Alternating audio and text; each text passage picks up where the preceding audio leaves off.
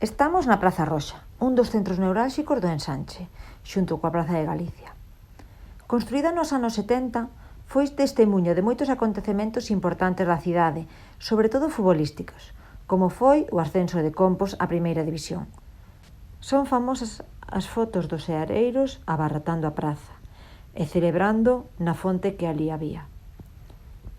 Tamén se instalaron pantallas xigantes para seguir mundiais e Eurocopas, seguindo a selección española.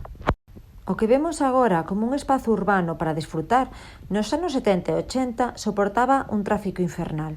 Tiña unha fonte no centro circular que facía as veces de rotonda.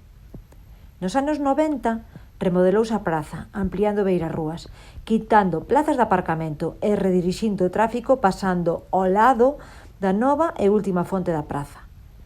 Esa fonte pesaba 40 toneladas, tiña forma de cáliz e estaba rodeada de esferas. Ademais de auga, tiña luz. Un raio láser verde visible ata 30 metros que só se acendeu o día da inauguración. Era moi habitual entre os estudantes baleirar deterxente na fonte e amencer o día seguinte todo cheo de espuma. Na última remodelación, nos anos 2000, prescíndese da fonte e construíse un aparcamento soterrado. Apóstase polos espazos de esparcementos e terrazas, buscando sombras con árbores e os xa característicos táboas de surf que fan vez de sombra. En definitiva, darlle máis espazo á relación social e menos aos coches. Que pasou cas fontes? A dos anos 70 está no barrio de Vite, detrás da escola infantil, e a dos anos 90 no polígono do Tambre. O nome orixinal desta plaza era Praza de José Antonio, popularmente chamada Praza Roxa debido ás manifestacións estudantís que aquí habían contra o réxime franquista.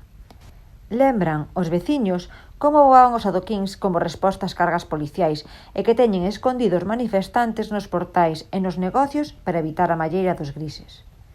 Somente o cartel da liña 10 do autobús urbano que remataba aquí delataba o auténtico nome da rúa. Cando pola Lei de Memoria Histórica se mudaron os nomes das rúas franquistas, esta praza adoptou o seu nome popular sen que nadie se dera conta. Tamén se cambiou o da rúa que vai ata a Rúa Nova de Abaixo, que pasou de chamarse Alféiz Provisional á Rúa de Santiago del Estero, máis coñecida polos máis novos como a Rúa do Apolo. Agora imos a dirixirnos ao Parque de Ramírez. Nesta ruta do Ensanche vai ter moito peso a transformación urbana e a convivencia do pasado co futuro, e para iso imos a comenzar pola historia máis descoñecida e tétrica do Ensanche.